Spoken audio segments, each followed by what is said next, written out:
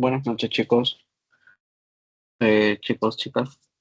Pues bueno, vamos a comenzar. Les debía una clase, así que vamos a hacer un pequeño repaso. Lo que vamos a hacer es un banqueo. He separado el banco que me pasó Rodrigo del 2024-1. Lo he separado por temas, entonces vamos a ir viendo el banco y vamos viendo un repaso de la clase, ¿ok?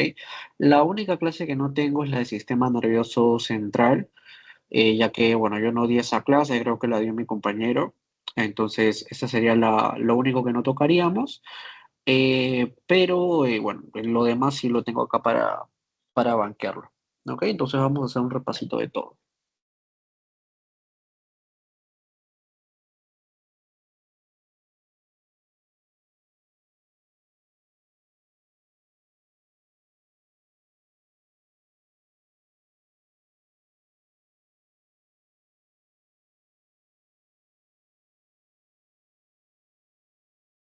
Ya, vamos a empezar entonces, bueno, vamos a empezar con el tema de parásitos, ¿ok? Eso sí no lo tengo en orden, pero vamos a empezar con estos temas. Tenemos entonces niño de 8 años que desde hace 3 semanas su madre nota que se rasca frecuentemente en la región perianal. Ok, ya les están dando un síntoma característico. Tenemos prurito anal.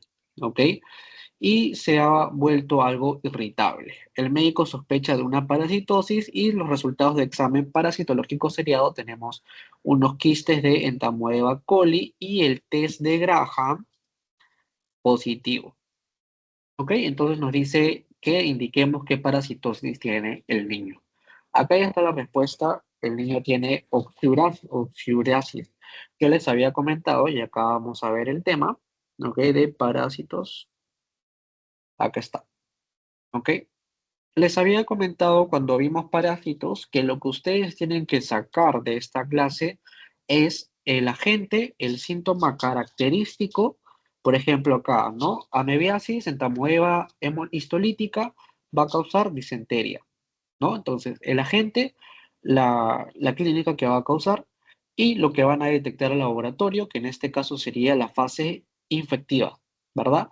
Entonces, es así como tienen que estudiar esto. Ahora, en el caso de Oxiurus, que es la pregunta de este banco, yo les había indicado que el test a realizar, acá está, era el test de Graham, ¿verdad? Entonces acá nos están diciendo que el paciente tiene test de Graham positivo, ¿no? Y esto es por Enterovirus vermicularis o Oxyuri. Además, nos están comentando que este paciente cursa con una clínica de un prurito perianal. Recuerden que el Oxyurus lo que va a hacer es depositar, ¿no? Estas larvas, como lo ven acá, alrededor del ano. Entonces, el niño obviamente se va a empezar a rascar, tiene una reacción de hipersensibilidad, se empieza a rascar porque obviamente están depositando sus huevos, vemos estas larvas, ¿no? Y el niño se rasca. Entonces el síntoma principal, como bien lo describe acá en la pregunta de este examen, es el prurito perianal, ¿ok? Entonces, para oxiuros que tenemos acá, tenemos el prurito perianal y tenemos el Graham positivo, ¿ok? Les pueden preguntar al revés también, les pueden preguntar, le dan la clínica, les dicen, el paciente tiene oxurus, ¿qué, no sé, qué examen o se sospecha de una oxiurasis? ¿Qué test recomendaría o qué test pedirían? En este caso se pediría un test de Graham, ¿ok? Eso es lo que tienen que ver en esta pregunta, ¿ok? Entonces, enterovirus vermicularis, ya saben, prurito perianal como síntoma principal y el diagnóstico va a ser a través del test de Graham, en este caso positivo, ¿no? Que es una cinta adhesiva que se le pone alrededor del ano, en la zona perianal, y se observa al microscopio. Ya. Cualquier pregunta que tengan acerca de una de esas preguntas me la van haciendo, ¿ok? Seguimos. Vemos a una mujer de 32 años que desde hace un mes presenta una diarrea recurrente, tiene una consistencia pastosa, en ocasiones estatorrea. Dolor epigástrico e hiporexia, ¿ok? Tenemos que el médico informa que se trata de una giardia lambia, considerando la consistencia de las heces. ¿Qué estadio de su ciclo biológico cree usted que hallaron en el laboratorio? ¿Ok? Entonces regresamos a los cuadritos. En este caso, vemos una Giardia lambia, ¿no? Acá la respuesta es quistes. Como les comenté hace un ratito, ¿cómo tienen que estudiar esto? El nombre, la clínica y el estadio infectante, ¿no? Acá les preguntan, ¿qué estadio de su ciclo cree usted que hallaron en el laboratorio? Entonces, ¿ustedes qué estadio van a observar? El estadio que está infectando al huésped, obviamente. Entonces, de la Giardia lambia es el estadio infectante, son los quistes. No, que está fase infectiva, quistes, Giardia lambia. Eso es lo que tienen que aprender. ¿Ok? Seguimos. Mujer de 17 años presenta desde hace 2 días tos, febrículas sibilantes, presenta resultado de examen parasitológico positivo a parásitos. Se sospecha de un síndrome de Lofer, ¿ok? Otra pregunta característica que les dije, y que esto es banco, esto me vino a mí también en mi examen hace como 2 ciclos, es el síndrome de Lofer. Tienen que saber cuáles son los parásitos que hacen síndrome de Lofer. En este caso, de los que están acá, el que hace síndrome de Lofer va a ser el Strongyloides stercolaris. ¿Recuerdan cuáles son los otros? Si alguien lo quiere responder.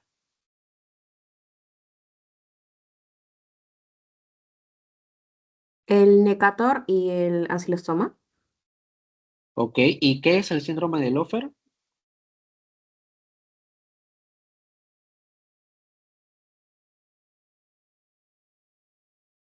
¿Alguien más recuerda?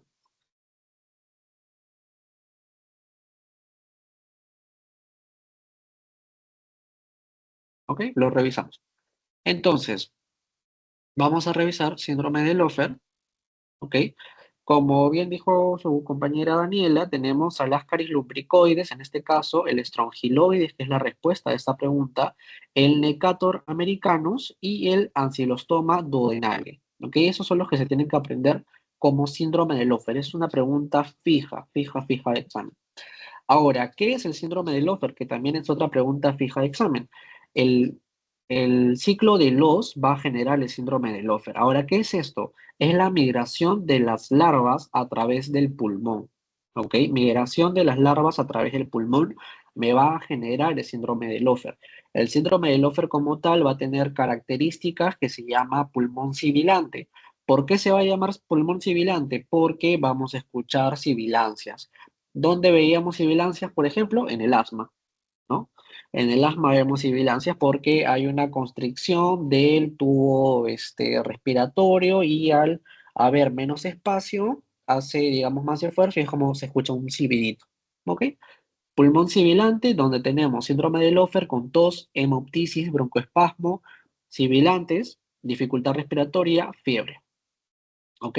Entonces, eso me lleva a la siguiente pregunta. Adolescente de 15 años, manifestaciones clínicas compatibles con parasitosis, alta sospecha de acción patógena de larvas de Strongyloides estrocolaris. O sea, acá ya saben que esto es síndrome de Lofer, ciclo de Loss, ¿no? Considerando dicho agente infeccioso, asumimos que el parásito realiza el ciclo de Loss. ¿De qué se trata dicho ciclo? Ya que está, ¿no? Migración de larvas por el pulmón, que es lo que está justo acá, ¿verdad? Ciclo de Loss, ¿de qué se trata? De la migración de las larvas a través del pulmón, lo que me va a generar el síndrome de Lofer con los síntomas del pulmón sibilante ya descritos. Seguimos. Paciente mujer de 26 años proveniente de Pucallpa presenta diarrea disentérica, importante, asociada a dolor abdominal, además de cansancio, palidez de hace 3 meses, presente hemoglobina en 9, coprocultivo es negativo. Parasitológico seriado señala quistes trofosoditos de amebas con contenido de eritrocitos fagocitados. Indique cuál es el probable agente etiológico, acorde a los datos en este paciente. Como vemos acá, la respuesta es entamoeba histolítica, ¿ok? Y lo vamos a ver de nuevo en el cuadrito. Acá está, entamoeba histolítica amebiasis. ¿Qué me causaba la amebiasis? Me causaba disenteria, ¿ok? Entonces, ya saben, clínica, estadio infectante y obviamente el nombre del parásito. ¿Ok? Eso es lo que necesitan saber de acá. No necesitan saber que el huésped definitivo, que el reservorio, que el modo de transmisión. O sea, no se dan tanta bola. ¿Sí? Nombre del bicho, nombre del parásito, estadio infectante y la clínica, para saber reconocerlo, obviamente. Marcadores tumorales. ¿Ok? Entonces vamos a hacer un repasito de todo lo que es parásito y así cerramos este tema. Ya, entonces, como les estaba diciendo, acá vamos a tener digamos, dos tipos de parásitos. Los que te van a causar enfermedad y los que no te van a causar enfermedad. Los que no causan enfermedad son los comensales, ¿ok? Los comensales son bichos que están ahí, comen de tu cuerpo, pero no te hacen nada, por así decirlo, de alguna forma muy grotesca, ¿ok? Los que te van a causar clínica, ¿cuáles van a ser? Vamos a tener las amebas, donde tenemos a la entamoeba histolítica, que esta va a causar la amebiasis, ¿ok? La amebiasis va a tener como fase infectiva al quiste y su clínica característica es la disenteria. Va a causar además diarrea sanguinolenta, ¿ok? Es una diarrea con moco y con sangre. Los que son comensales, yo les diría que se lo pueden saltar, más les van a preguntar obviamente por algo que les produzca clínica. ¿Ok? Entonces podemos pasar, por ejemplo, a la Naegleria fowleri, que también va a ser una ameba que va a tener su fase infectiva a los trofozoitos. ¿Ok? Y va a causar una clínica de meningoencefalitis. ¿Sí? Meningoencefalitis, Naegleria fowleri. Aunque esta me he visto que la pregunté mucho. Amebiasis sí. En cuanto a los flagelados, también tienen que saber el tipo de, si son flagelados, si son amebas, eso sí lo tienen que saber. ¿Ok? Ya que eso sí lo preguntan. Aparte de acá lo ven, o sea, disentería y le dicen que es una ameba. Entonces, con eso buscan. ¿Ok? Porque de repente, si le dicen que es flagelado, tendrían que ver otra cosa. Pero la disentería, más que nada, la causa esta ameba entamoeba histolítica. ¿Ok? Pero este dato también les ayuda. Entonces, tienen que saber cuál es ameba y cuál es flagelado. Entonces, flagelado tenemos a la Giardia lambia que va a causar la yardosis. Va a tener como fase infectiva al quiste y en cuanto a la clínica me va a causar una diarrea acuosa y un síndrome de mala absorción. ¿Ok? En cuanto a las tricomonas, vamos a ver como causante de enfermedad a las tricomonas vaginalis. Esta también es pregunta de examen, esta me vino a mí. Lo que va a causar es vaginitis. Es muy sencillo. Vaginitis, tricomona vaginalis. ¿Ok? Acá va a tener como fase infectiva al trofozoito. Ratito.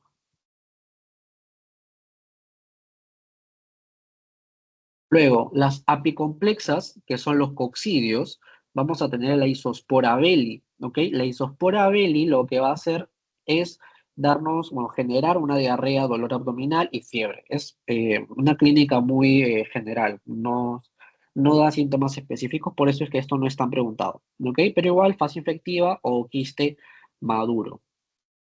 Luego tenemos al Balantidium coli, que es un ciliado, y me va a generar diarrea, dolor abdominal, fiebre, síndrome de mala absorción. Y su fase infectiva va a ser el quiste. Por último, acá vamos a ver a la Ciclospora cayetanensis, va a ser un ciliado, ¿ok? Y esta va a generar también diarrea y dolor abdominal. Como les comento, y como lo pueden ver acá, su clínica no es específica, por eso no suelen ser tan preguntados, pero, por ejemplo, ¿no? Les pueden poner, qué sé yo, les ponen la clínica y en vez de decirle que es generado por una ameba, le dicen que es generado por un coccidio. Entonces, si les dice que es un coccidio, ¿no? O sea, acá, en vez de ponerle amebas, de repente les ponen coccidios. Entonces, en ese caso, como les están pidiendo coccidios, podrían pensar en una isospora belli, pero como les digo, esto no lo suelen preguntar mucho. Mm, ya. Bueno, acá síndrome de Lofer, ya lo comentamos, ¿verdad? Uncinarias, no, esto no mucho. Ya, bueno, Luxurus también ya lo comentamos, test de Graham positivo, esta es pregunta fija, va a causar diarrea, causa anemia, bueno, síndrome de Lofer ya se comentó también, ciclo veloz, ya. Ok, acá simplemente para recalcarles, ya saben, ok. Síndrome de Lofer, causantes, ascarilombricoides, tongiloides, funcionarias como el Necator americanus y ancilostoma duodenale. Va a ser la migración de las larvas a través del pulmón que me va a generar el pulmón sibilante. Listo. De esto no se preocupen mucho. Ya, esto también lo tienen que revisar de todas formas, ¿ok? Ya, seguimos, para no demorar mucho. Marcadores tumorales. Marcadores tumorales, chicos, es el tema más sencillo de todos, ¿ok? Vamos a pasar, perdón. Uy,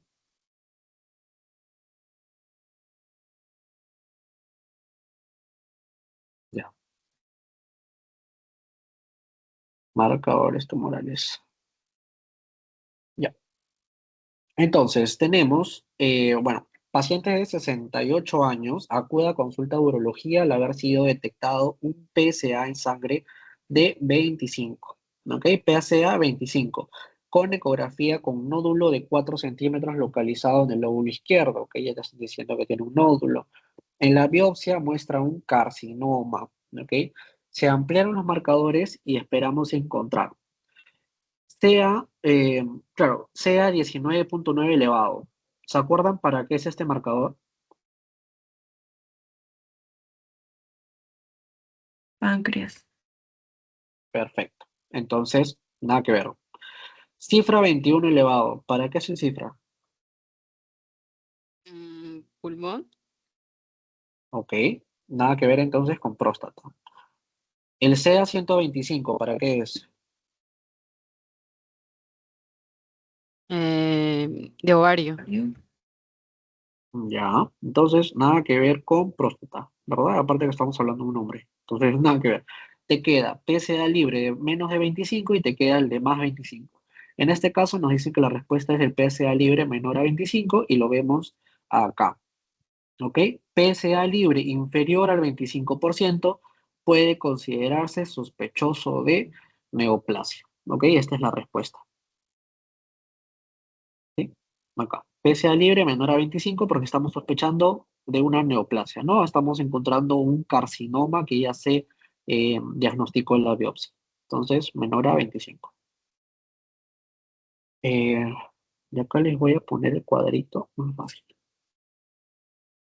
Ya, esto. Con esto, chicos, pasan todos marcadores tumorales. ¿Ok? Entonces, regresamos acá. Paciente varón de 78 años con sospecha de cáncer colorectal, ¿no? Ayuda al diagnóstico y seguimiento. ¿Cuál de los siguientes marcadores utilizaría? ¿No? Antígeno, carcino, embrionario, ¿verdad? Lo tenemos acá, ¿no? Sea colorectal, sí, antígeno, carcino, embrionario, perdón, sí, cáncer colorectal, antígeno, carcino, embrionario, que también nos va a servir aparte con el CA, ¿ok? Con el CA nos sirve colorectal, antígeno, antiembrionario, ¿ok? Acá tenemos, por ejemplo, varón de 53 años presenta ictericia, ¿ok? Ictericia es importante, con leve dolor abdominal. La exploración física muestra ictericia, exámenes de laboratorio, las transaminasas están elevadas, ¿ok? Fosfatasa alcalina de 1290 y una GGT de 870. Ecografía abdominal muestra una dilatación de la vía biliar, ¿ok? De la vía biliar y extrahepática. La vesícula biliar no contiene material litiásico, ¿ok? No contiene. ¿Cuál sería el marcador tumoral que solicitaría antes de sospecha? ¿No? Sea 19,9. Porque acá en la clínica, por descarte, pues no, PSA no tiene nada que ver, la próstata acá, NSE 125 acá no tiene nada que ver tampoco. Entonces nos vamos a nuestro cuadrito y vemos que el CA 19,9 es para el páncreas, ¿verdad? Entonces, lo más característico sería el páncreas en este caso, y aparte sirve también para la vesícula, para las vías biliares. Páncreas y vías biliares va a ser el 19,9, y en este caso nos están dando una clínica más de vía biliar, por ejemplo, entonces podríamos hablar de CA 19,9 para vesícula, por ejemplo. ¿Ok? Algo que tienen que recordar también, que lo suelen preguntar, que lo vi acá, ¿ok? Que los marcadores tumorales no son para diagnóstico, o sea, no te van a dar el diagnóstico certero, sino que sirven para el seguimiento. ¿ok? Sirven para seguimiento, para pronóstico y puede ser para una sospecha diagnóstica, pero no sirve para decir, este es mi diagnóstico sí o sí, no te lo confirma. Lo que lo va a confirmar mayormente en caso de neoplasias son las biopsias, ¿ok? Entonces, eso es importante recalcar. Seguimos. Acude a consulta a una mujer de 45 años por una tumoración en la mama izquierda. La mamografía indica un BRAF 4. Ginecólogo decide operar. ¿Ok? Ante esto decide solicitar un marcador tumoral. ¿Cuál sería el más adecuado si estamos hablando de mama? Regresamos a nuestro cuadrito y vemos que el seno o mama va a ser el CA 15-3. ¿Ok? Acá literalmente está todo lo que necesitan. ¿Sí? Cáncer de mama, cáncer de seno, CA 15-3. Es lo que nos están preguntando acá. Luego, paciente 48 años, varón con diagnóstico de cáncer diferenciado de tiroides. Se realiza una tiroidectomía total. Entonces, ¿qué marcador sérico de mayor utilidad utilizaríamos para el seguimiento? Nos regresamos a nuestro cuadrito, vemos tiroglobulina para tiroides. ¿Sí? Acá está. Tiroglobulina para tiroides. ¿Sí? Marcadores tumorales, chicos, es donde más tienen que sacar provecho. Es lo más sencillo. Ya. Entonces, vamos a hacer un pequeño repaso de marcadores tumorales, algo súper corto. Ya. Entonces, vemos que su presencia de estos marcadores va a reflejar el crecimiento de la actividad del tumor, van a ser de utilidad, como les estaba comentando, para pronóstico y para seguimiento, más que nada. Puede servir para ver la eficacia del tratamiento, porque obviamente si el tratamiento está funcionando bien, el marcador tumoral tendría que disminuir, ¿no? Por eso sirve para el seguimiento del paciente. Se pueden elevar en condiciones benignas, por eso es que esto no se usa para diagnóstico y pueden ser antígenos tumorales, pueden ser enzimas. ¿Ok? Pueden ser también derivados del tumor o asociados al tumor, que acá tienen los tipos. Además, hablamos de marcadores tumorales ideales, lo cual no existe, cuando es específico para un tipo de tumor, lo cual saben que eso no es así porque hay antígenos que me van a servir para una diversidad de tumores, que suelen ser más asociados a algún tumor, sí, pero no son específicos, entonces esto no es real, ¿ok? Sensible para el diagnóstico temprano o screening, ya hemos dicho que no sirve para diagnóstico. Concentración proporcional a la masa tumoral, tampoco, no es que a mayor extensión del tumor, mayor cantidad de marcador tumoral. Eso tampoco es así. Vida media corta para poder valorar respuesta al tratamiento. Orientar el tipo histológico, localización y estadio. Sabemos de que un marcador no te va a dar la localización, no te va a dar el tipo histológico específico del tumor, ¿no? O sea, no es que, no sé, te va a decir, sabes que tienes un cáncer gástrico, pero es un adenocarcinoma de tipo velloso, por ejemplo. No, no es así. Simplemente te puede decir a qué patología más o menos puede estar asociado, ¿ok? Fácilmente accesible y medible y económico. Aplicación, como se mencionó, sirve para pronóstico, para detección de enfermedades residuales también. Por eso se suele hacer también después de una cirugía, porque hay que ver que no hayan quedado rastros, ¿no? El cirujano puede creer quizá que quitó todo el tumor, pero quizá con la ayuda de los marcadores tumorales se detecta que quedó algo todavía por tratar, ¿no? Diagnóstico precoz también de recidivas, ¿ok? Nos va a servir para ver los residuos, como se estaba comentando, que puedan ver que puedan haber esos tumores. Y permite conocer el tratamiento, el comportamiento del tumor frente al tratamiento. Bueno, PSA, esto ya lo comentamos. El PSA total tiene una alta especificidad en patología prostática, más no de cáncer, ¿ok? El PSA total aumentado te va a decir de que algo está pasando con la próstata. No necesariamente significa que el paciente tenga cáncer, ¿ok? Tiene especificidad de órgano, pero no de cáncer. Tiene un valor normal menor a 4. Entre 4 a 10 se tienen que descartar patologías benignas, ¿ok? Acá vamos a hacer el PSA libre, que ya habíamos comentado, que tiene que ser inferior a 25% para sospechar de una neoplasia. La velocidad del incremento del PSA mayor a 0,75 también se va a considerar anormal y la cociente PSA libre sobre el PSA total menor o igual a 10 significa un alto riesgo de cáncer, ¿ok? Ahora, eso también pueden preguntarme en su examen. Si su paciente tiene un PSA total mayor a 10, esto ya puede ser indicativo de alguna neoplasia, por lo cual se tiene que indicar una biopsia, ¿ok? Se tiene que realizar biopsia. Además, va a aumentar con la edad, 0,04, ¿ok? Va a aumentar con la edad. Acá tiene especificidad y sensibilidad. El CA, ya esto sí ya no lo vamos a tocar, acá simplemente vamos a ver con el cuadrito, ¿ok? Ya saben, calcitonina, tiroides, junto con la tiroglobulina, CA15-3, seno, cáncer de mama. Esto no es mucho, ¿ok? CA19-9, ya saben que es páncreas, vesícula. CA125, ovarios. No, vejiga no.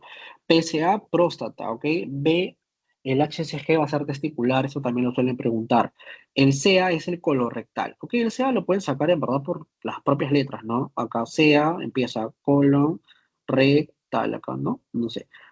19.9, vesícula, también ya les comenté. AFP va a ser para hígado, el NS va a ser para pulmón, ¿ok? Simplemente eso. Entonces, ya, marcadores tumorales, entonces ya está. VIH. VIH, lo que les van a preguntar, creo yo más, es que se sepan el cuadro que les puse de, ay, un ratito, ¿dónde está? VIH, VIH, VIH.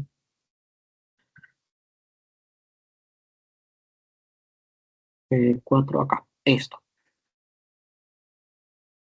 Los esquemas. Los esquemas son importantes revisarlos, sobre todo en enfermedades grandes, en enfermedades que son endémicas en nuestro país, ¿no? Como la tuberculosis, por ejemplo, que como les comenté en su momento, es una enfermedad que la van a ver en todos los cursos. O sea, le he visto hasta en dermatología, no pensé que hubiera tuberculosis de piel.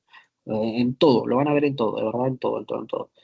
Entonces, los esquemas siempre bien aprendidos, tanto tuberculosis, neumonías, VIH, ¿no? Estas cositas tienen que saberlas. Entonces, vamos a empezar a ver las preguntas, ¿ok? Eh, VIH, un ratito.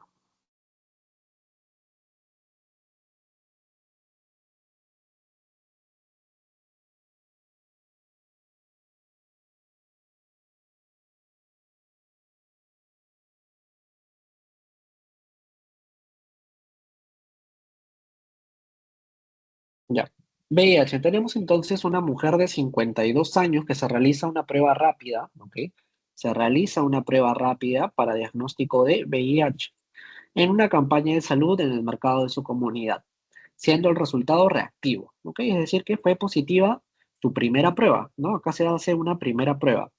Acude entonces, porque su primera prueba salió positivo, se va a un centro de salud donde le realizan una segunda prueba rápida, ¿ok? Acá hay una segunda prueba rápida, siendo el resultado positivo también. Entonces, bueno, ella es casada hace 22 años, no presenta síntomas. Con los datos obtenidos se informa a la paciente que ¿qué seguiría acá? Tenemos que ya se hizo dos pruebas, ¿verdad? Ambas positivas. ¿Qué sigue? Se le debe realizar una prueba confirmatoria, ¿ok? Entonces, nos vamos a revisar nuestro esquema y acá de paso hacemos un repasito de esto. Tenemos algoritmo de las pruebas diagnósticas en la infección por VIH.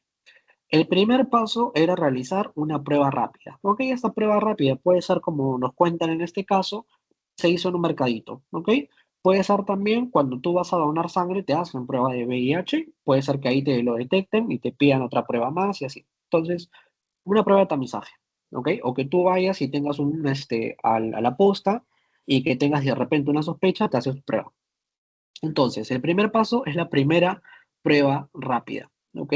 Acá vamos a tener dos caminos. Si tu prueba te sale reactiva, lo que nos dice el esquema es que te hagas una segunda prueba rápida, como nos comentan en este caso con nuestra paciente.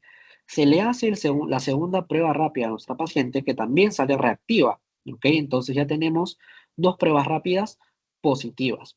Luego, ¿qué sigue? Se le tiene que hacer una prueba confirmatoria, que esta es la respuesta del examen, ¿verdad? Se le debe realizar una prueba confirmatoria. Este es nuestro tercer paso. Ahora, ese es un camino, ¿no?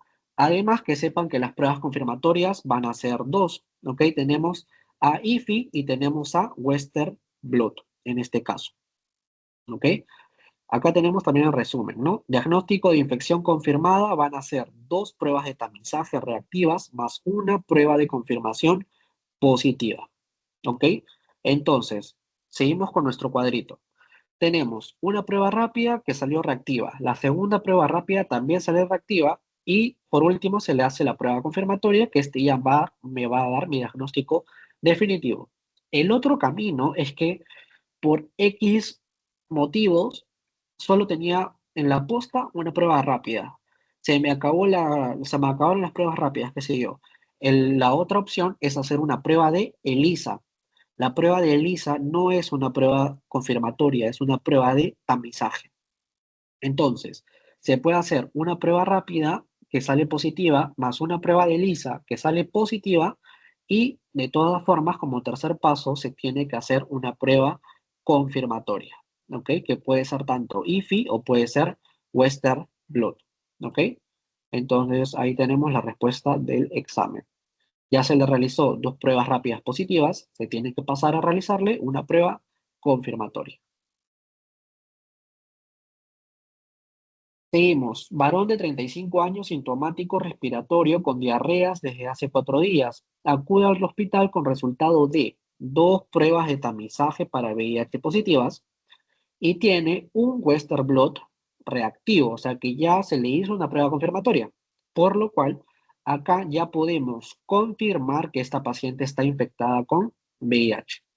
¿Ok? Seguimos. Bajen un momento, chicos.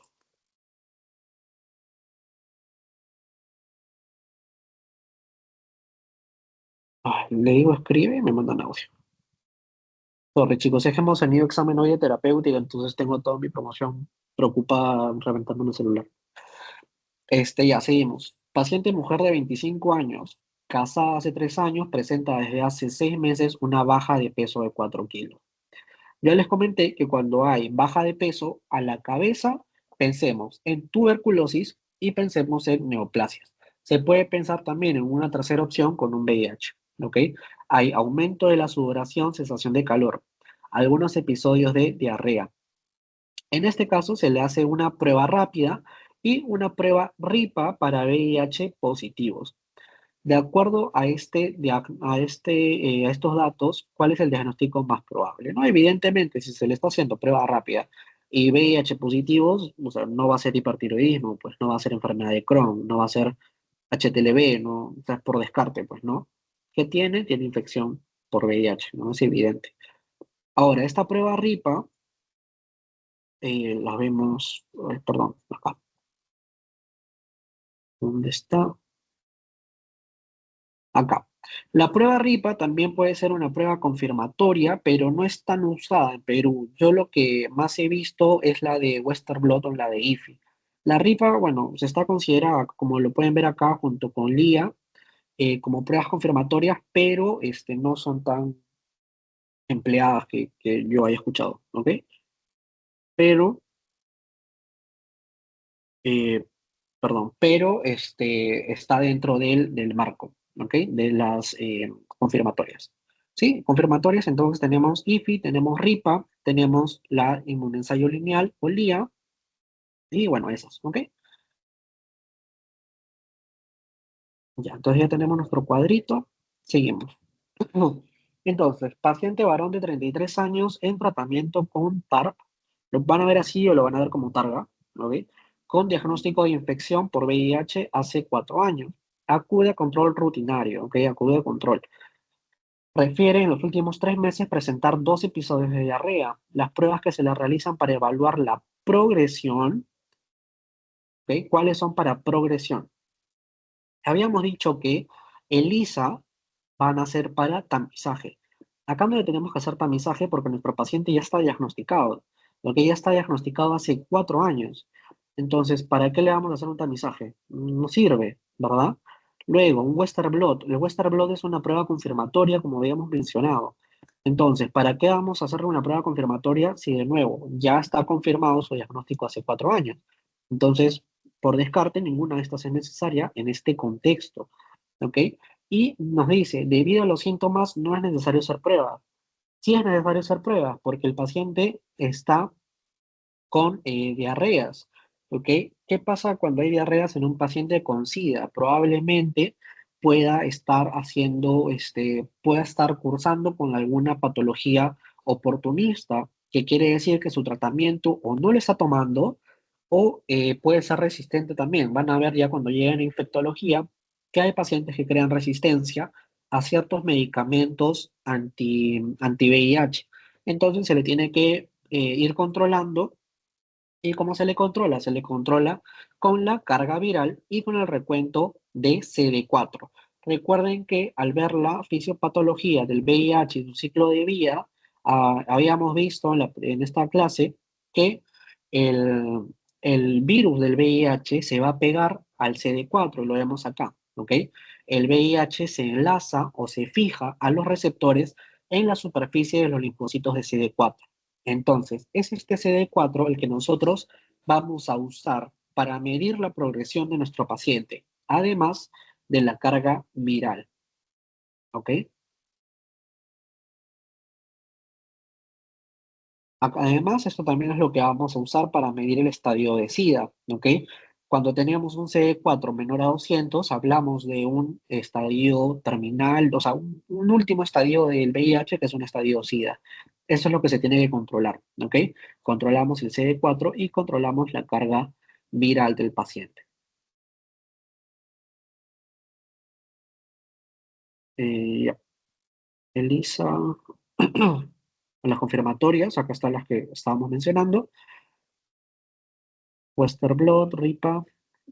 Ya, acá está. CD4 y carga viral. El CD4 y carga viral habíamos dicho que van a ser los marcadores pronósticos de progresión a SIDA en pacientes VIH. El CD4 va a predecir la progresión a corto plazo y va a correlacionar con el desarrollo de infecciones oportunistas. ¿Ok? Como vimos en el cuadrito que les mencioné hace un ratito, un CD4 menor a 200 es un estadio de SIDA, donde el paciente va a ser más propenso a contraer infecciones oportunistas como el toxoplasma, como neumonías, etcétera, etcétera, ¿ok? Como sarcoma de Kaposi en el caso de la piel, muchas patologías que pueden causar este estadio de SIDA. ¿Ok? Entonces, para medir si es que mi paciente va a estar propenso a estas infecciones oportunistas, vamos a usar el CD4. Además, la carga viral va a predecir la progresión a largo plazo y también va a predecir la respuesta al tratamiento. Ya, acá está. Listo. Hasta acá, chicos, ¿alguna consulta?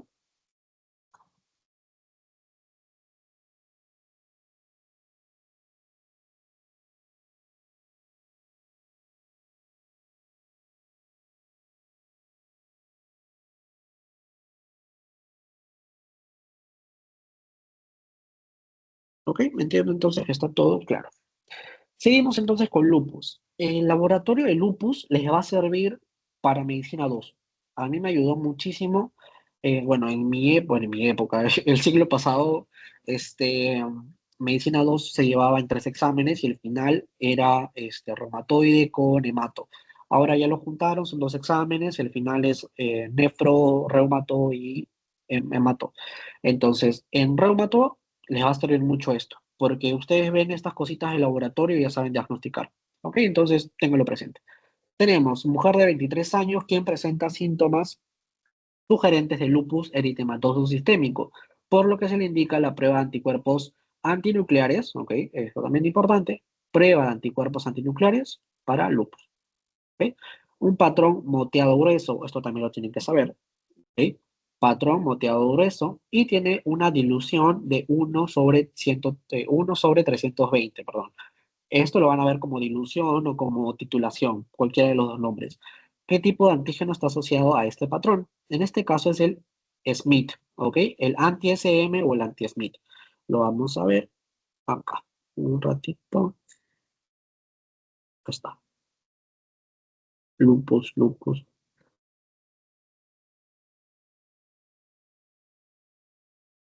Acá vemos la titulación. En cuanto a la titulación, también para tocarlo ya que estamos acá, la titulación que se suele tomar en cuenta va a ser la de 1/320, justo como nos ponen acá, ¿ok? 1/320 para lupus. El patrón característico también que se lo tienen que saber, todo lo que está acá se lo tienen que saber, es un patrón homogéneo el que vamos a ver en lupus, ¿ok? Cuando se hace el estudio para lupus, se ven dos cosas, se ve el patrón y se ve la titulación.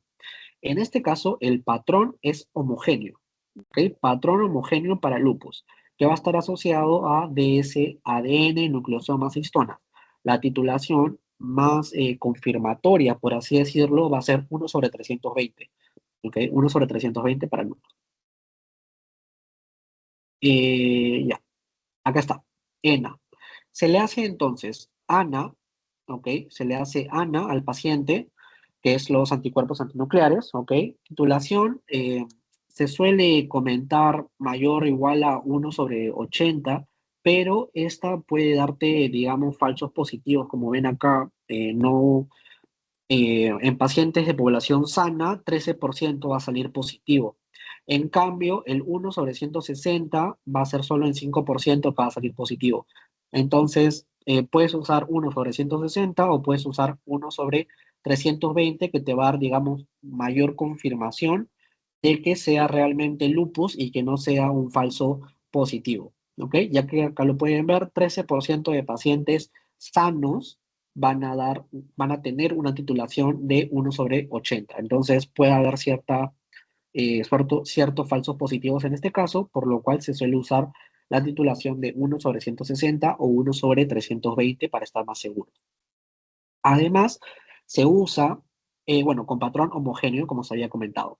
Se usa también el anti-DNA, en este caso ADN bicatenario, para el seguimiento, ¿ok? Para el seguimiento. Mayor de 10 va a ser positivo. Y por último, se usa el ENA anti-SMIT positivo, ¿ok? Esa es la pregunta de esta parte, que lo pueden ver acá también.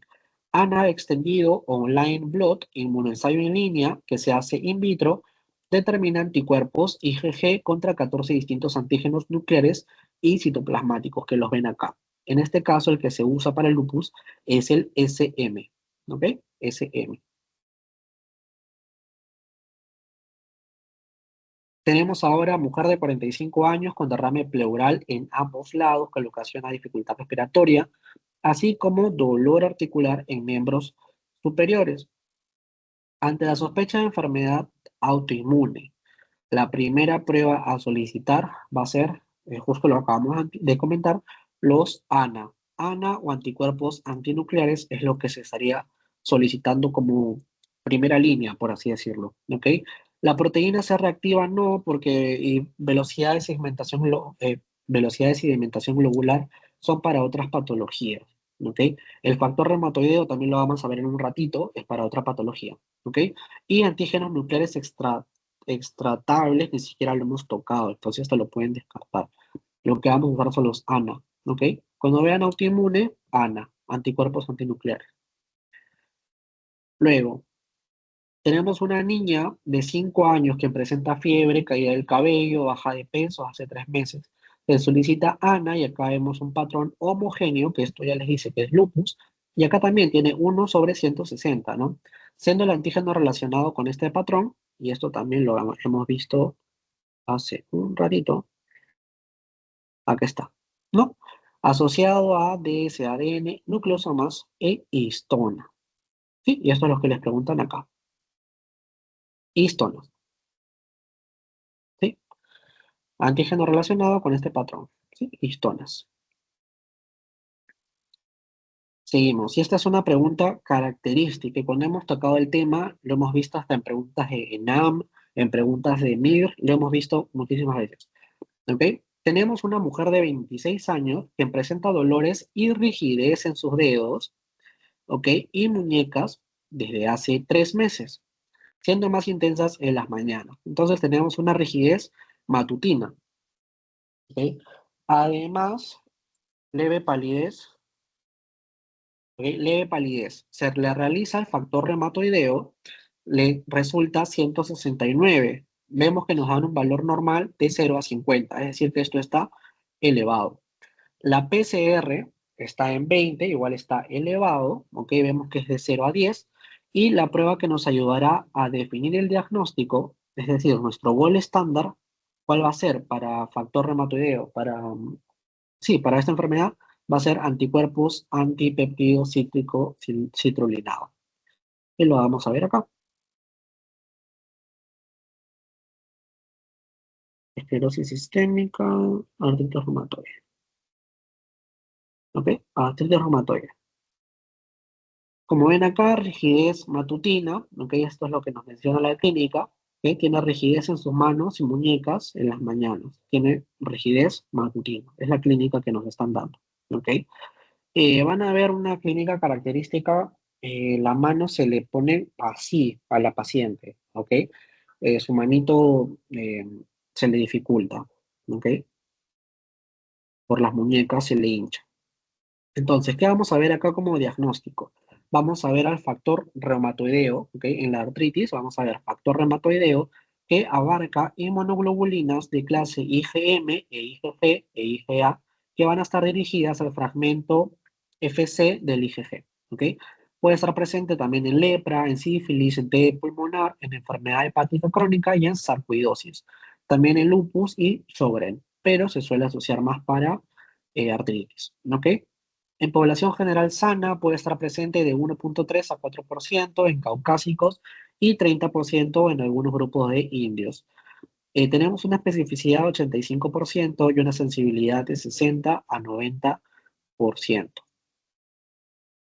Además, vemos acá como altamente específico, ya que hemos dicho que el factor reumatoideo no va a ser específico, ya que lo podemos encontrar en otras patologías, ¿verdad? Entonces, factor reumatoideo no va a ser específico para esta enfermedad. El específico van a ser los anticuerpos antiproteína citrulinada, anti-CCP, ¿ok? Esta va a ser mi, digamos, gol estándar para este diagnóstico, ¿ok? Tenemos anticuerpos antiproteína citrulinada. Estos van a reconocer la citrulinación, que es la conversión de una arginina en citrulina mediante una reacción enzimática, ¿ok? Que es una modificación post-traduccional. Esto lo vamos a ver acá, ¿ok? En la fisiopatología de la artritis reumatoide vamos a ver esta primera fase, ¿ok? Acá, por factores de riesgo, vamos a ver esta citrulinación, ¿ok? Citrulinación, que como se había comentado en la diapositiva anterior, es el cambio de la arginina por una citrulina. Esto es lo que me va a detectar el anti-CCP. Esto hace que esta prueba sea específica para artritis reumatoide, porque me está detectando este cambio genético, por así decirlo, en la enfermedad. ¿Ok? Entonces, anti-CCP. ¿Ok? Va a detectar la citrulinación. Además, un ratito. Ya, listo. Seguimos. Lo mismo. Mujer de 35 años que desde hace 2 meses viene presentando igual dolor articular en los dedos de la mano izquierda y que le calma con los AINES. Viene recibiendo tratamiento para tuberculosis desde hace 3 meses. ¿Qué pruebas ayudarían al diagnóstico de artritis reumatoide? ¿No? Lo acabamos de ver. Anticuerpos, antiproteínas citrulinadas, que va a ser el más específico, y podemos usar también al factor reumatoideo. ¿Ok? Perfilena no lo hemos tocado para este caso, va más para lupus, ¿ok? Entonces esto lo podemos sacar. La BCG, proteína reactiva, tampoco, son perfiles de inflamación. Esto no lo vamos a ver acá. Y el ANA tampoco, ¿no? El ANA hemos dicho que va más también para lupus. ¿Ok? Entonces, en este caso, la respuesta más adecuada sería el anti-CCP con el factor reumatoideo, tuberculosis.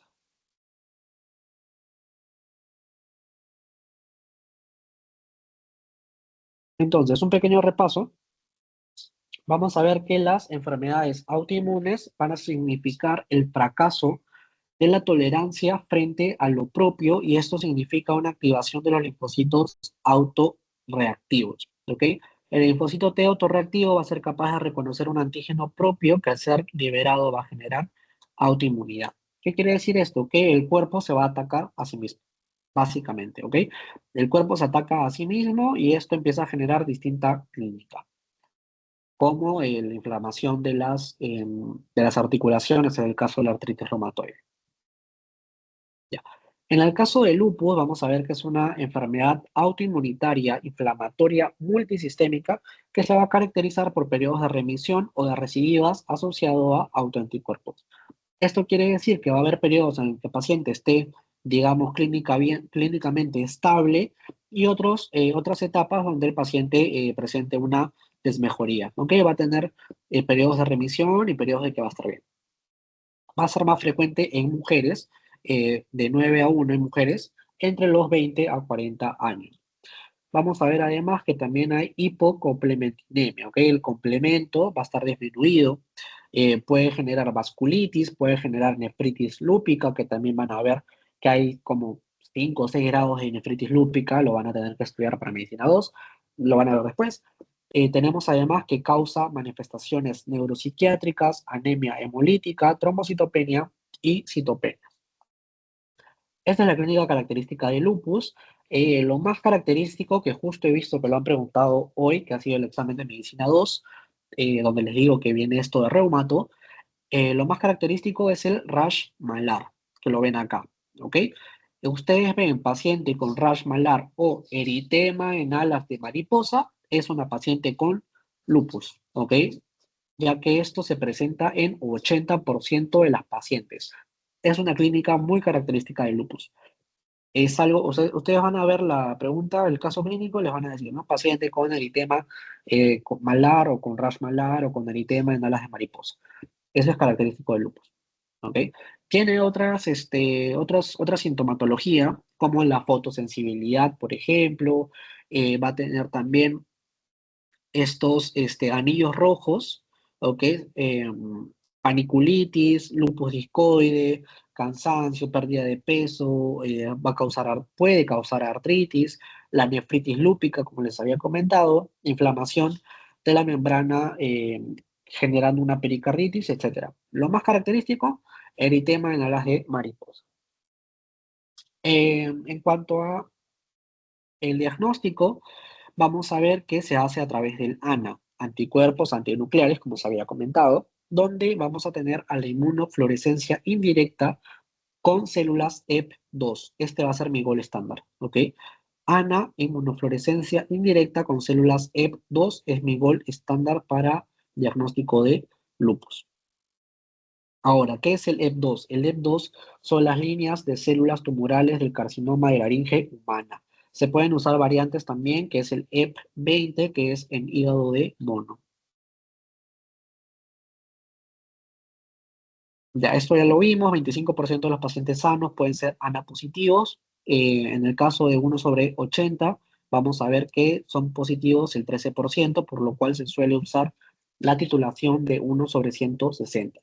Si es 1/320, mejor, pero se puede usar desde 1/160, ya más característico de un paciente con lupus. Inmunofluorescencia, como Y lo vemos una acá, pregunta, dime. disculpe. ¿Y por qué Sí. no de 1,80? Bueno, se puede usar de 1/80, es lo que nos suele decir la guía, pero Ujú. como se ve acá, en población sana puede dar resultado 1/80 en un 13% de los pacientes. Esto nos va a generar una gran cantidad de falsos positivos. Por eso Mm, se suele usar 1/160. ¿Se entiende? mm. Ok, gracias. Ok. Ya. Además, en inmunofluorescencia ya vieron la titulación. Ahora, el patrón. Patrón homogéneo asociado a dsADN, nucleosomas e histonas. ¿Ok? El ELISA en este caso se va a usar como tamizaje. Es muy limitado, tiene muy baja sensibilidad y, bueno, tiene un bajo costo, pero no se usa mucho por la baja sensibilidad que tiene. El ENA extendido, ya hemos visto en este caso, vamos a usar el anti-Smith o el anti-SM, que va a ser característico del lupus. Y acá vemos un resumen de lo que ya hemos mencionado. Esclerosis sistémica. ¿Ok? En caso de la esclerosis sistémica, bueno, no le he visto ninguna pregunta, pero vamos a tener esta clínica característica del fenómeno de Raynaud. ¿Ok? Tenemos el fenómeno de Raynaud, que es esta coloración que pueden ver en los dedos. Se va a dar en pacientes de 40 a 60 años, normalmente mujeres. ¿Ok? La mayoría de patologías reumatoideas se va a dar en mujeres. La mayoría tiene mayor prevalencia en mujeres. Y bueno, va a ser de las más mortales. Acá pueden ver la clínica característica. Vamos a ver en el caso de la sistémica difusa, que es de rápida progresión, vamos a ver una afectación cutánea proximal, hay un compromiso visceral precoz y en este caso se va a diagnosticar con capilaroscopía. ¿Ok? Capilaroscopía. Acá lo que tienen que saberse es esto. ¿Ok? Esta partecita que está acá es lo que tienen que saber de la esclerosis. ¿Qué tienen que saber? Van a usar anticentrómero, ¿ok? Anticentrómero ACA, ¿ok? ACA, que va a servir para la esclerosis sistémica cutánea limitada, ¿ok? Diagnóstico de esclerosis sistémica cutánea limitada, anticentrómero ACA, ¿ok? Luego vamos a tener el anti-SCL70, es la de peor pronóstico y nos va a diagnosticar la esclerosis sistémica cutánea difusa, ¿ok? Entonces, esclerosis bueno, son dos tipos, limitada, difusa. La limitada la diagnosticamos con el anticentrómero. La difusa la diagnosticamos con el anti-SCL70. ¿Ok? Ese es lo que vamos a usar para diagnóstico de ambos.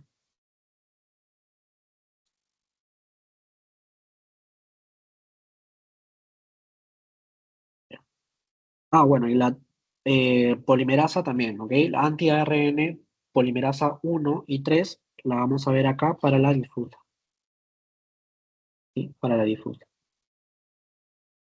Artritis reumatoide, ya lo hemos tocado, es bilateral, sistémica, la articulación, bueno, rigidez matutina en articulaciones, ok, ya lo hemos tocado. Lo que se usa es el anti-CCP que nos va a diagnosticar, nos va a medir esta citrulinación, ok. Es poliarticular, más de 4 articulaciones comprometidas, es una rigidez matutina mayor a 30 minutos. Es la clínica característica. Ok, factor reumatoide, ya, esto ya lo tocamos. Listo. Seguimos.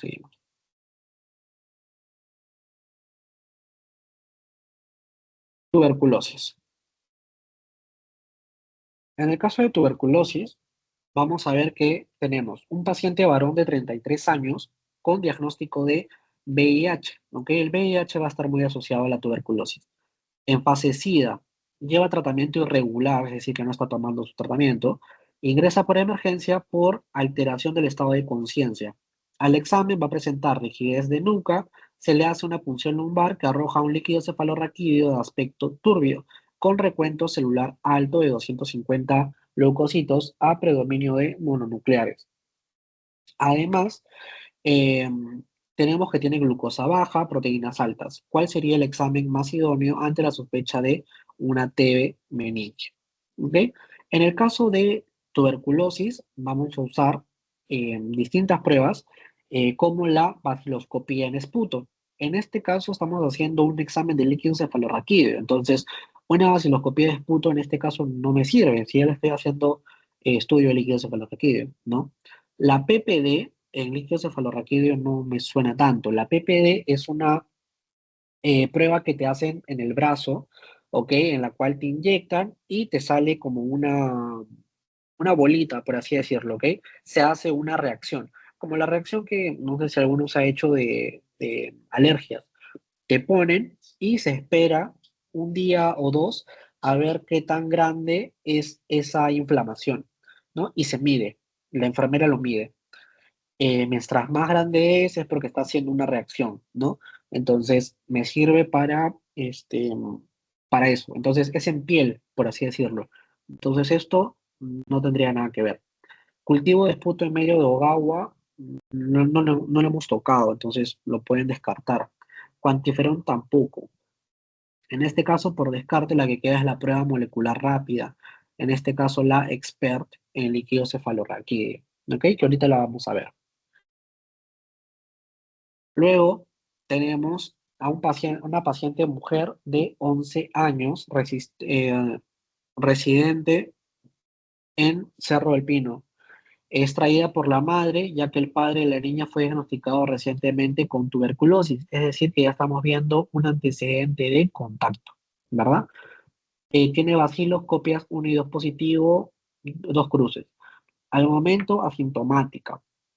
Acude preocupada porque su hija a la consulta, por su hija a la consulta, por ser contacto de TB, ¿no? Por el padre, indique la conducta correcta, ¿no? En este caso, se le pide una prueba de PPD para identificar si se produjo la infección, ¿verdad? Como les estaba comentando, la PPD es una prueba rápida en la cual vamos a ver este, que se inyecta al paciente y se va a ver si es que esta hinchazón que tiene se inflama, no se inflama, de cuántos centímetros se inflama.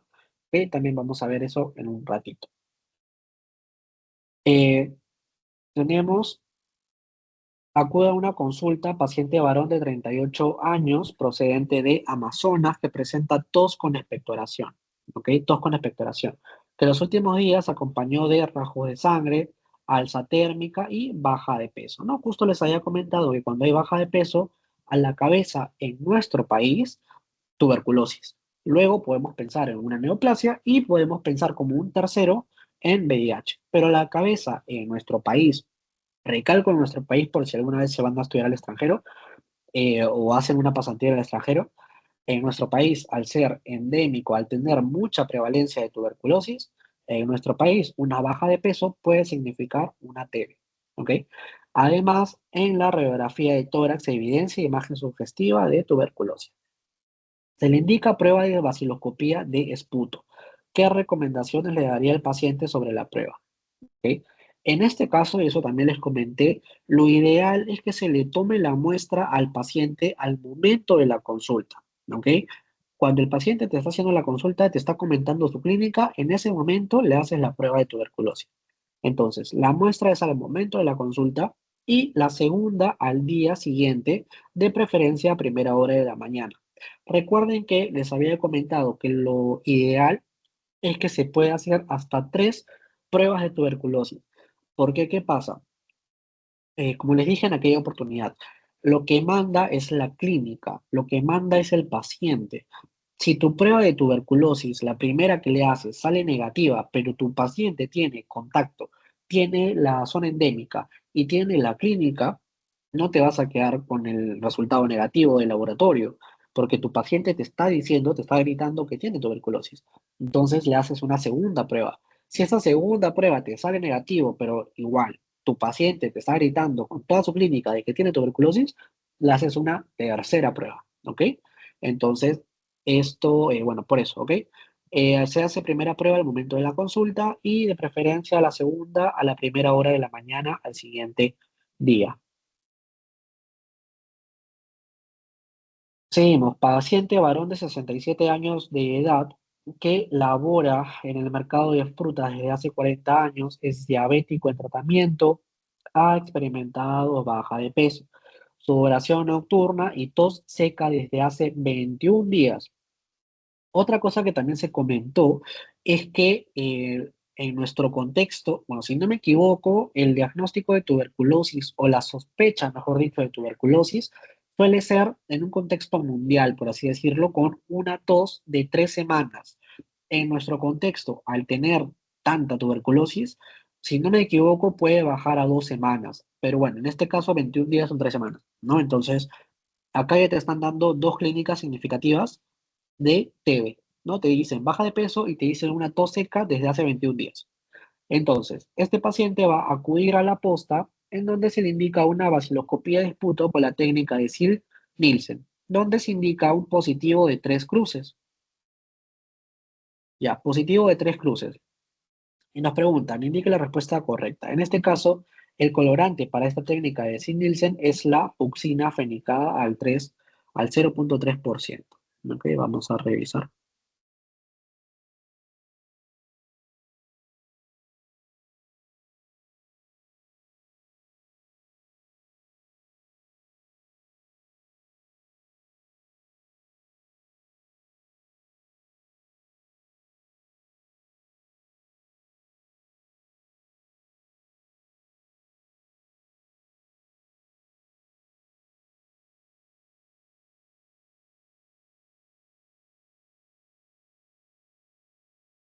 Aquí está. Ok. Vaciloscopía directa, técnica de tinción de Sid-Nielsen con fucsina fenicada 0.3% como colorante. Se puede usar también auramina, pero la más usada es la fucsina fenicada 0.3%. ¿Ok? Esa es la respuesta. Colorante, técnica de Sid-Nielsen, fucsina fenicada 0.3%. Luego, paciente varón de 39 años, procedente de La Victoria, es sintomático respiratorio, se realiza vaciloscopía de esputo en su centro de salud, en la cual se observa 2 bar por 100 por campo en 100 campos observados. ¿Cómo se debe reportar este informe? Cuando vimos este tema, bueno, en este caso es 2 bar sobre 100. Cuando vimos este tema, les comenté que lo más tomado suelen ser dos cuadritos. ¿Ok? Vamos a ver estos cuadritos. Acá está. ¿Ok? Acá tenemos. Entonces, lo que ustedes tienen que ver es estos cuadros, ¿ok? Son dos cuadros importantes para esto, tuberculosis. Ratito, disculpen.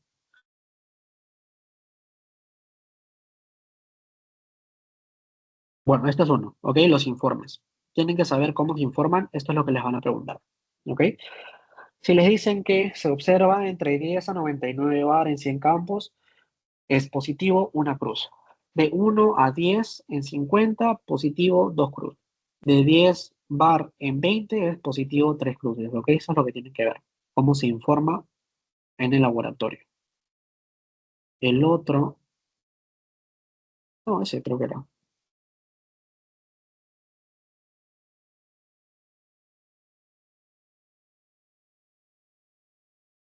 Bueno, vamos a hacer un repaso de todo TV un ratito. ¿Qué me falta? Me falta micro. Ah, me falta micro. Ya. Ok, ahorita terminamos.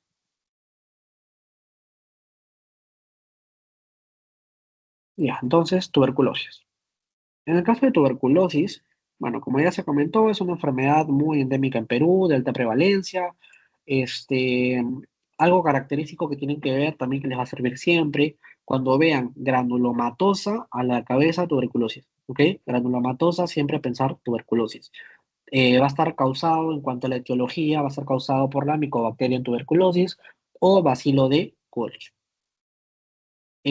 Factor de cordón, vamos a ver esta forma característica con la dimicolato de trealosa. Esto va a ser necesario para la virulencia y vemos esta característica de forma de serpiente al microscopio. Ya, tipos, lo pasamos. Ya, segunda causa de muerte infecciosa en el mundo al 2022. Sin tratamiento va a tener una mortalidad del 50%. En cuanto a las Américas, como les comenté, Perú tiene mucha prevalencia. Entonces, el segundo lugar va a ser Perú. Primer lugar va a ser Brasil. Ahora, en cuanto a prevalencia, es segundo lugar, pero en cuanto a resistencia, es el primer lugar, ¿ok? Perú es el país con mayor tasa de tuberculosis resistente o multiresistente, ¿ok? Eso es importante saber a la hora de medicar, porque van a ver que hay tratamiento MDR, XDR, etcétera, ¿ok? Entonces tienen que saber la resistencia que tenga el paciente para saber qué tratamiento le vas a dar. Ya, patogenia, no, esto no, clínica. ¿Ok? Eso es lo que les estaba comentando. En cuanto a esquema mundial, por así decirlo, vamos a ver que la clínica característica es una tos de 3 semanas. Pero en cuanto a Perú, por un tema ya de prevalencia, que es muy común, la tos puede bajar a 2 semanas. ¿Ok? Podemos desde 2 semanas ya decir o sospechar de una tuberculosis si no hay otra explicación y si estamos viendo que el paciente viene de zona endémica y que tiene contacto. ¿Ok? 2 semanas, tos de 2 semanas. Ya. Además, algo característico que es lo que está acá son las cavitaciones. ¿Ok? Cavitaciones en la radiología, también en la placa radiológica, es algo característico de la tuberculosis, que lo ven acá. ¿Ok? Cavitaciones, tos de 2 semanas o 3 semanas, contactos son endémicas. ¿Ok? Esas cositas que la sepan para. Y bueno, si les dicen granuloma, también piensen en tuberculosis. Fiebre, sudoración nocturna y la pérdida de peso característica en cuanto a la clínica. Ya. Diagnóstico, como les había comentado, se hace 3 vaciloscopías de cultivo en la radiografía bueno, más la radiografía de tórax. ¿Ok? Lo que les dice este cuadro es en qué casos se va a usar la radiografía de tórax y el cultivo. ¿Ok? Entonces, en este caso, ya se comentó, ¿no? Tos mayor o igual de 2 a 3 semanas, ¿no? Baja de peso, hemoptisis, fiebre, sobrenocturno. Laboratorio. Osciloscopía directa, ya se comentó, la técnica de tinción de Zil-Nielsen, donde vamos a usar a la fucsina fenicada de 0,3% como colorante. Ya, el esputo. El esputo se van a tomar 2 muestras de esputo, ¿ok? Primera muestra, que esa era la pregunta de examen, primera muestra tiene que ser en la consulta. La segunda al día siguiente por la mañana. Esta puede ser un esputo espontáneo, ¿no? Que el paciente tosa y bote la flema solo, o también puede ser inducido, ¿ok? Bueno, acá nos comentan los envases y ya está. Sí, volumen. El volumen tiene que ser de 3 a 5 milímetros, porque también vi una de las respuestas, una de las alternativas que te hablaban del volumen, ¿ok? Creo que decía volumen de 1 a 2, no me acuerdo, a ver. Acá, ¿no? Volumen ideal de la muestra de 0,5 a 1. Se descarta porque acá estamos viendo que el volumen tiene que ser de 3 a 5 milímetros, ¿ok? Esto es importante que se lo sepan para ver cómo es el informe, ¿ok? Ya lo revisan. El cultivo va a ser el gol estándar, ¿ok? Cultivo para tuberculosis es el gol estándar en medio sólido para la TB activa. Ya acá vemos la PPD, ¿ok? El derivado proteico purificado es el cultivo que se va a realizar. Bueno, lo que nos va a generar es una reacción de hipersensibilidad retardada, que esto es lo que le decía. Se le inyecta al paciente, ¿ok? Se le inyecta y me va a generar no me sale el nombre, perdón, se inflama, ¿ok? Se le inflama y esto es lo que se va a medir, ¿ok? A las 24, 48 y 72 horas vas y la enfermera lo mide. Depende al tamaño, te dicen si es que es positivo o no, ¿ok? Tiene una especificidad de 73%, especificidad de 68%, va a servir para el diagnóstico de una TB latente. Ahora, eh, que yo recuerde, cuando he visto infecto, la PPD no se suele hacer mucho porque, por ejemplo, para nosotros que somos personal de salud, que rotamos ya en hospitales, estamos súper expuestos a la tuberculosis. Yo este año he visto cantidad de pacientes tuberculosos, ¿ya? Porque van a ver en Medicina 3 que van a rotar por muchos hospitales. He rotado en el Agustino, he rotado en Villa Salvador, he rotado en Barrios Altos, etcétera, ¿ok? Entonces somos pacientes, somos personas muy expuestas a tuberculosis. Una prueba de PPD en nosotros probablemente salga positiva, pero esto no significa que tengamos tuberculosis, ¿ok? Ya que estos, recuerden, es para una TB latente. Ahora, nosotros, como somos personal de salud, que estamos expuestos, podemos dar positivo, como les decía, no va a significar que tengamos la enfermedad, ya que somos inmunocompetentes. ¿Ok? Nuestro sistema inmune se supone de la mayoría que está bien, porque nos alimentamos bien, porque desayunamos cuando vamos al hospital, porque dormimos bien. Entonces, nuestro sistema inmune está, digamos, estable, combate con la tuberculosis y hace que esté en un estado latente por el cual nosotros no expresamos la enfermedad. ¿Ok? Entonces, la PPD va a ser una inyección intradérmica con una aguja calibre de 27 en la cara anterior del antebrazo, ¿ok? De 2 unidades de la PPD. Ya. Bueno, la BCG ya saben que va a ser la vacuna al recién nacido para evitar la tuberculosis. Acá vemos en cuanto a las medidas, vamos a ver una induración. Induración es esto, ¿ok? Esto no me acordaba. Es la inflamación que les decía, ¿ok? Induración. Mayor o igual a 5 milímetros va a significar infección por VIH, ¿ok? En este caso. En infectados por VIH, contacto reciente de tuberculosis pulmonar activa, personas con radiografía, inmunosuprimidos, ingesta crónica de esteroides, ¿ok? Mayor a 5 milímetros. En personas con VIH, ya que recuerden que se usa una medida menor porque son pacientes ya comprometidos, inmunocomprometidos. Entonces acá en pacientes con VIH se usa mayor o igual a 5 milímetros. ¿Ok?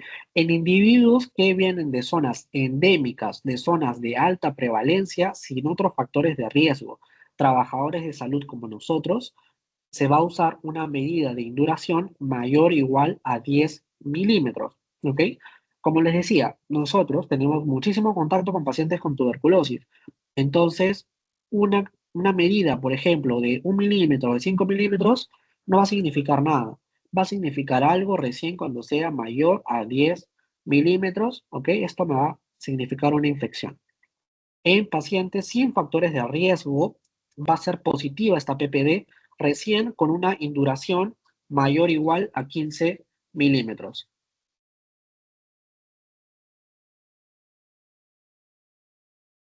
Tengo que mandar la tesis.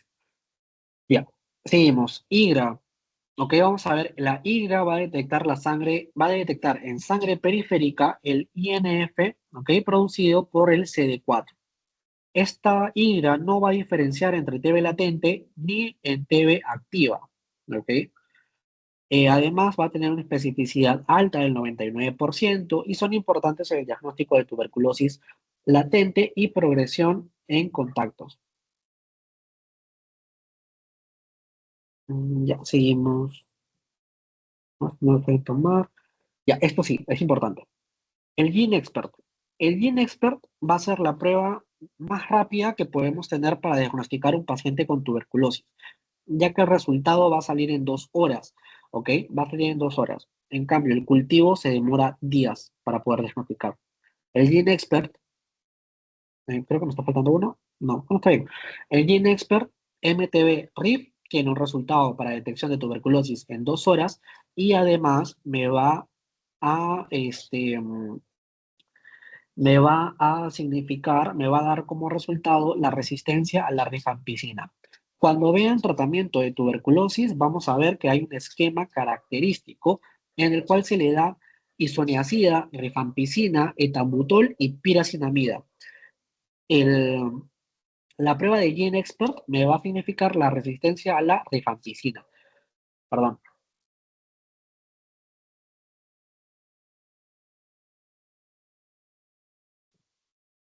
Ya, disculpen. Ya llevo hablando mucho tiempo y se me seca la garganta.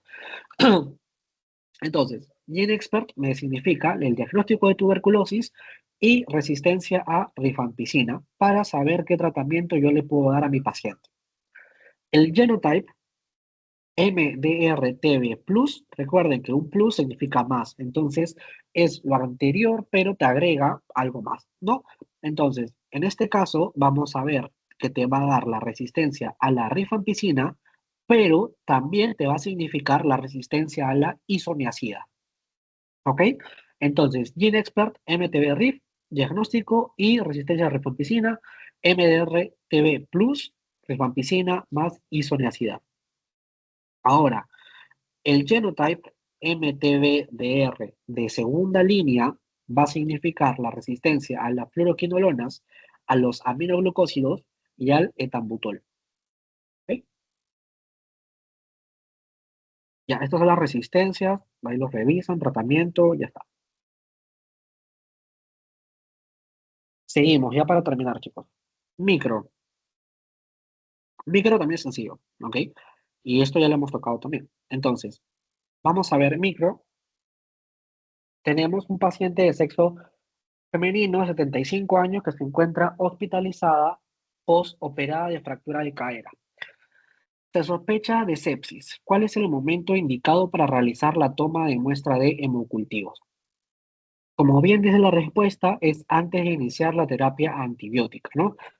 Cuando vimos ese tema, igual les dije que siempre la toma de muestras de cualquier muestra, ya sea hemocultivo, mielocultivo, urocultivo, coprocultivo, cualquier muestra, tiene que ser antes de iniciar la terapia antibiótica.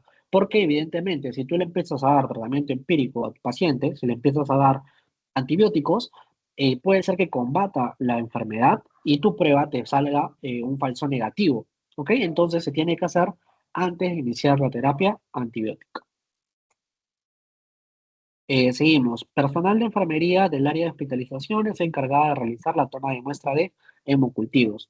¿Cuál es el tiempo que se tiene como límite para el envío de los hemocultivos al laboratorio una vez tomada la muestra? ¿Ok? Va a ser de 2 horas. Tanto para hemocultivo como para los demás cultivos, normalmente suele ser de 2 horas. ¿Ok? A ver,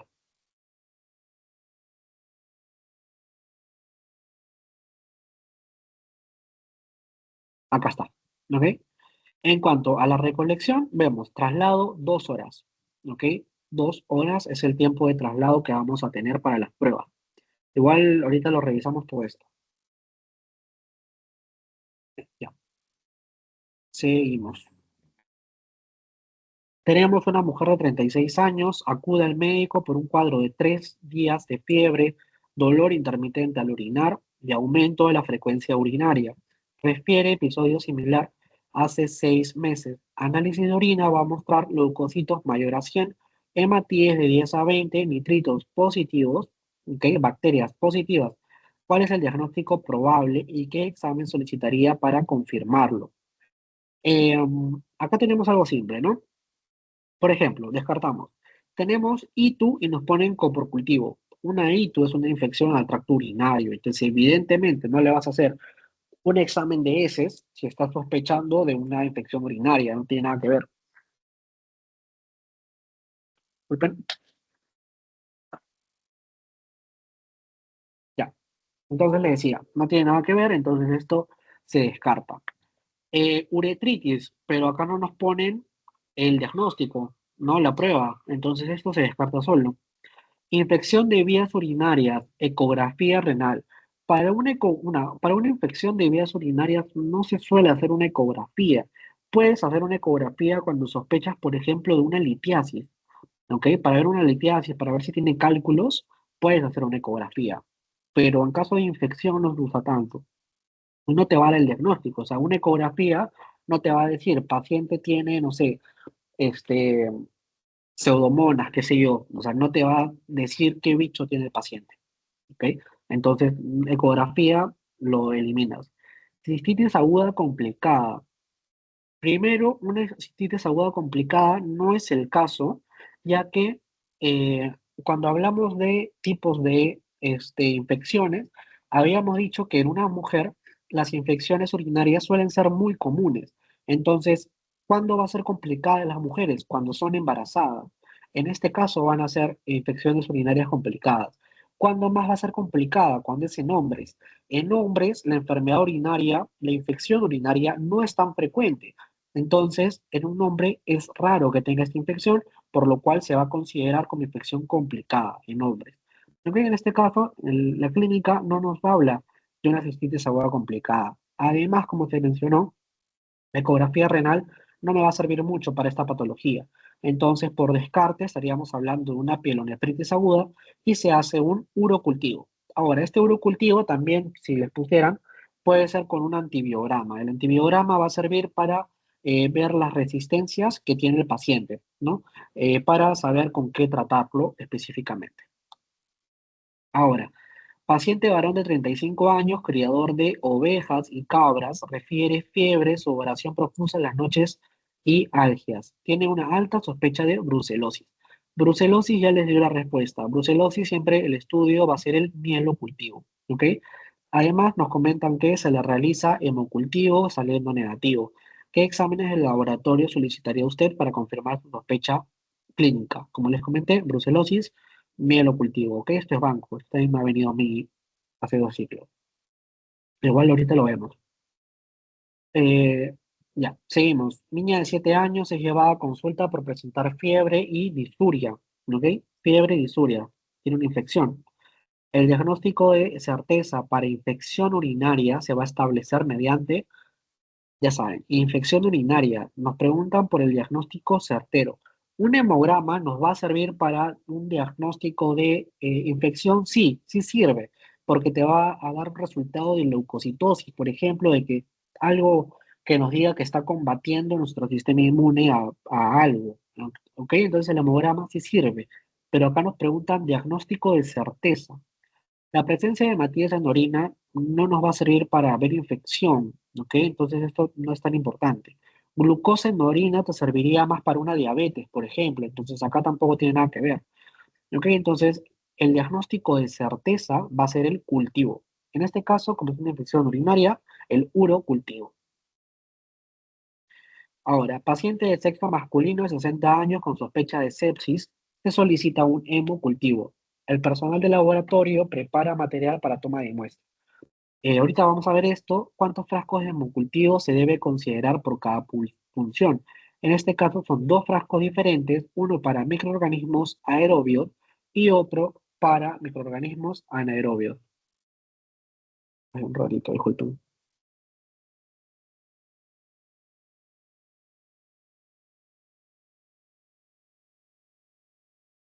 Me acabo de acordar que no he cenado. Ya. Este, dos frascos diferentes, uno para aerobios y otro para anaerobios. ¿Ok? Entonces vamos a ver esto ahorita. ¿Ok? Acá.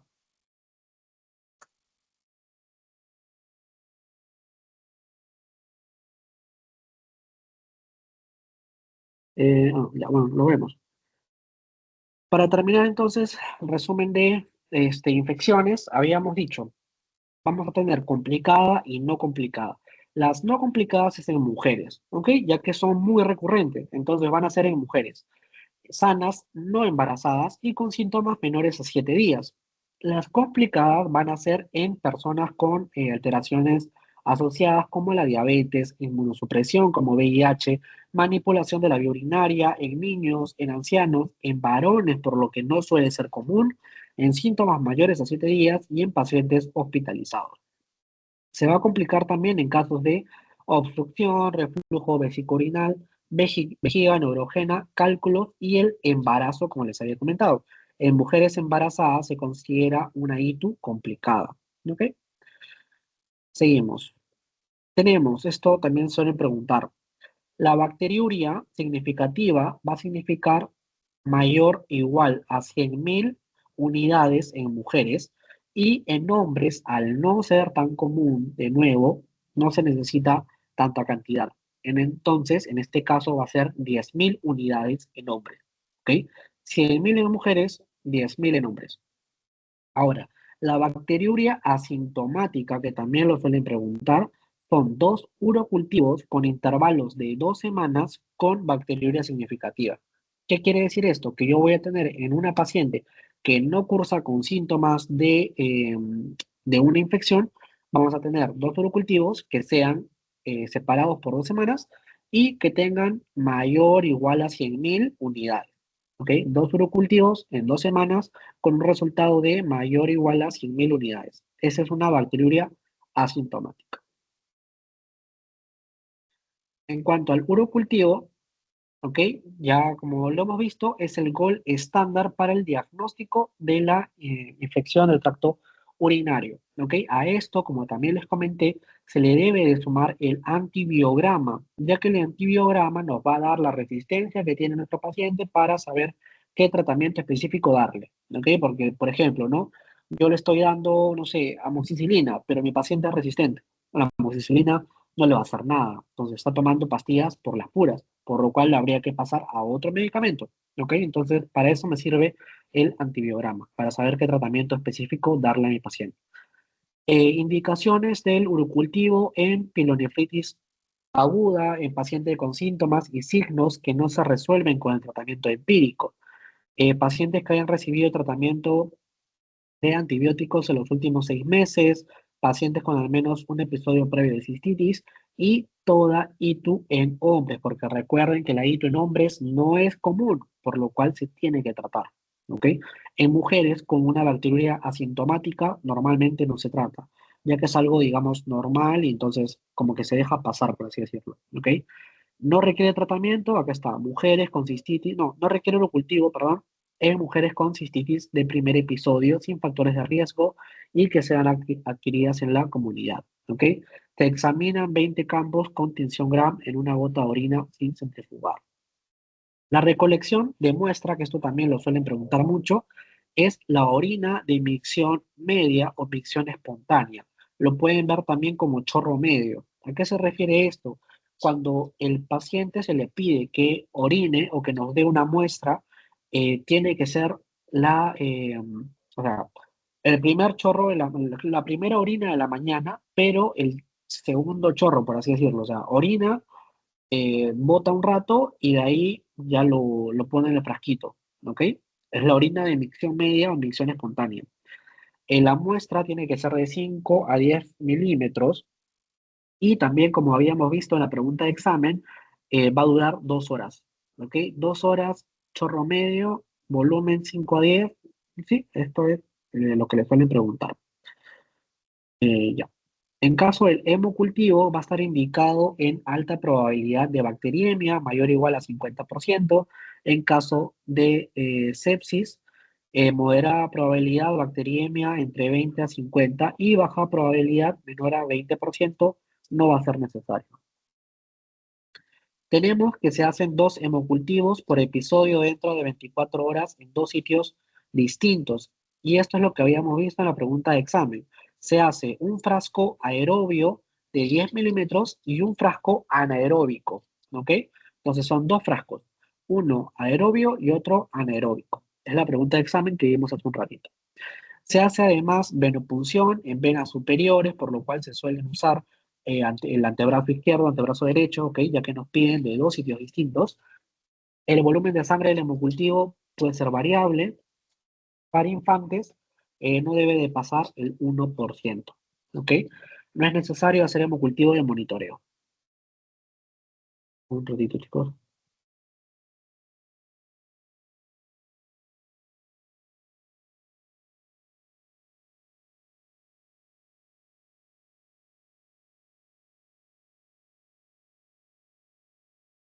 Ya.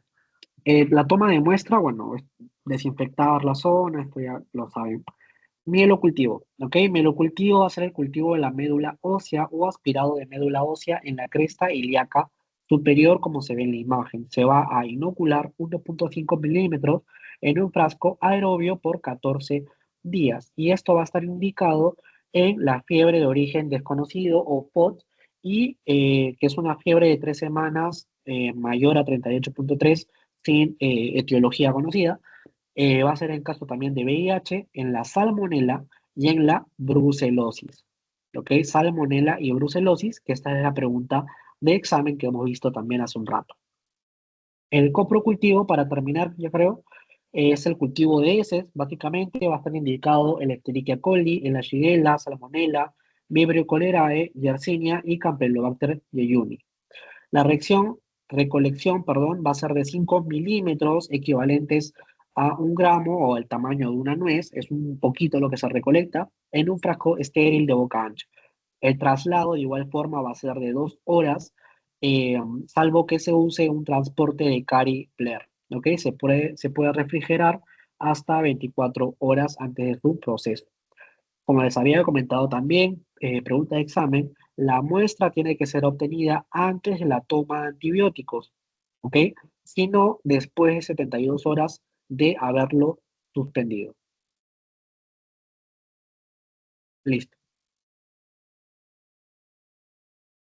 Hasta acá, no sé si tienen alguna pregunta.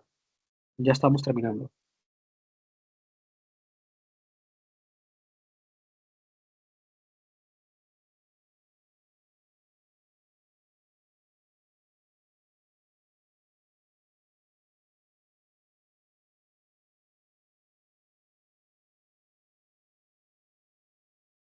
Ya. Entonces, terminamos con esta un ratito.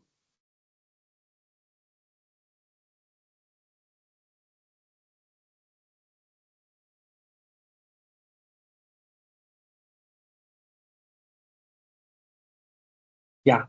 Sistema nervioso central. Como les comenté, sistema nervioso central no tengo el PPT, pero vamos a ver esta pregunta característica. ¿Ok? Tenemos una lactante de 5 meses de edad, presenta fiebre y vómitos. Al examen se le observa signo de Brunskiski positivo. Esto ya te da la respuesta. ¿Ok? Tenemos Brunskiski positivo. El hemograma revela leucocitosis con desviación a la izquierda, es decir, que hay una infección presente.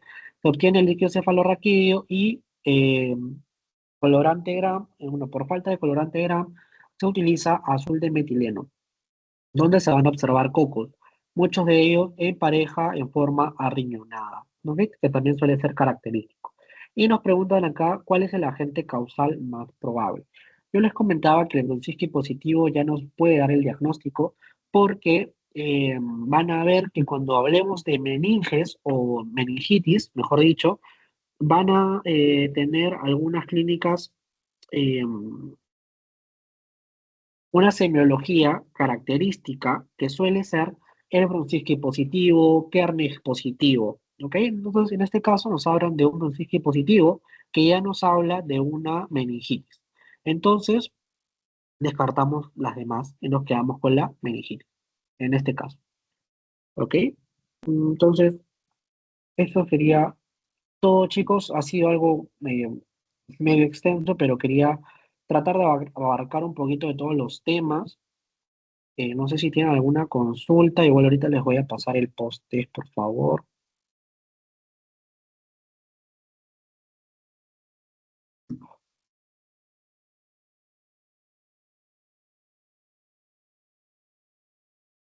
Un ratito.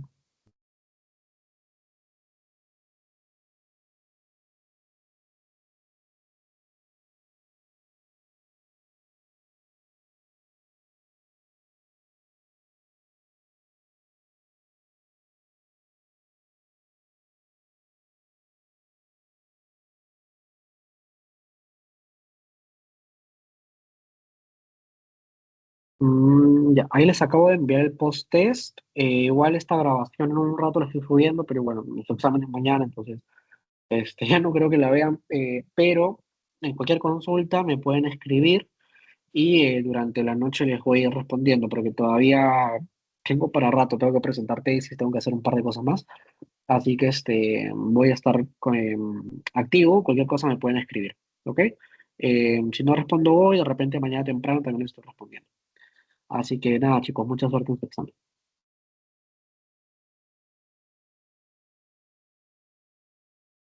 Gracias.